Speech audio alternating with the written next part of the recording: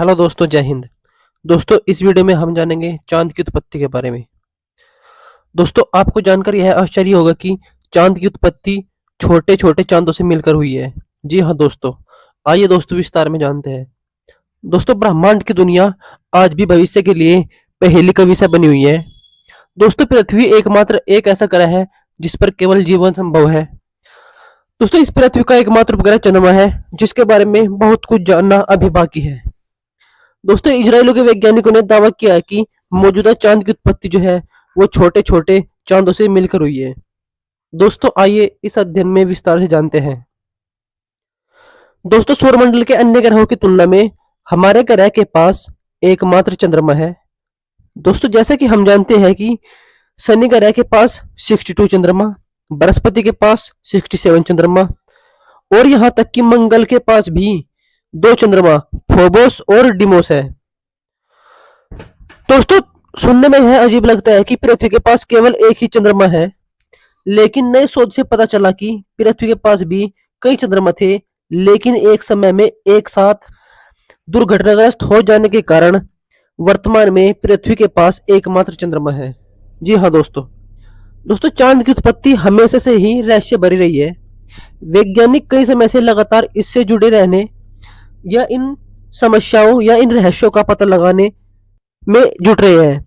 और दोस्तों, इसी क्रम में इजराइल के वैज्ञानिकों ने मौजूदा चांद की उत्पत्ति 20 छोटे चंद्रमा से मिलकर हुई है, यह दावा किया है। दोस्तों, ऐसा माना जाता है कि अरबों साल पहले जब हमारी पृथ्वी अस्तित्व में आई थी, उस दौरान कुछ छोटे छोटे ग्रह टकराए। तब जो तत्व पृथ्वी से निकलते थे उनसे छोटे छोटे चांदों का निर्माण हुआ। फिर सदियों तक आपस में जुड़े रहने से अभी का मौजूदा चंद्रमा बना। जी हाँ दोस्तों। और वैज्ञानिकों के मौजूद सिद्धांत जायंट इम्पैक्ट इंफोसिस पर सवाल उठाए गए। दोस्तों, अपनी जानकारी की हुई ताजा रिपोर्ट में जायंट इम्पैक्ट हाइपोथेसिस ने सवाल उठाए। दोस्तों, जायंट इम्पैक्ट हाइपोथेसिस सिद्धांत साल 1975 में दिया गया था और इसी सिद्धांत को चांद निर्माण का मौजूद वैज्ञानिक सिद्धांत माना जाता है। दोस्तों, इसके अनुसार करीब 4.5 अरब साल पहले मंगल ग्रह का आकार बड़ा ग्रह सिया पृथ्वी से टकराया था। जी हाँ दोस्तों, आपने सही सुना। दोस्तों, इस टक्कर से सिया, धूल, चट्टान आदि जैसे तत्व निकले और पृथ्वी कक्षा में फैल गए और वर्षों तक इस कक्षा में परिक्रमा करने पर ये आपस में जुड़ते गए और चांद बना। दोस्तों, क्या आपको पता है कि इस तरह सिर्फ एक ही टक्कर हुई, इसलिए इस सिद्धांत पर सवाल भी उठते रहे। दोस्तों, जायंट इम्पैक्ट हाइपोथेसिस जानने के बाद अब सवाल यह उठता है कि फिर क्यों Israel institute of technology of Weissman institute of science के वैज्ञानिकों का दावा हाइपोथेसिस से अलग है। दोस्तों, सिद्धांत के अनुसार चांद थिया से निकले हुए तत्वों से मिलकर बना है, लेकिन वैज्ञानिकों का मानना है कि चांद की सतह पर पृथ्वी से मिलते जुलते तत्व मिले हैं। जी हाँ दोस्तों, इसलिए यह सिद्धांत गलत हुआ, क्योंकि अगर चांद थिया से निकलते हुए तत्वों से मिलकर बना है तो वहां पाए जाने वाले तत्व पृथ्वी, जो कि अपोलो मिशन के तहत मिले थे, कैसे मिल सकते हैं। दोस्तों, इस पर चांद से लाए गए नमूने की जांच वैज्ञानिक कर रहे हैं।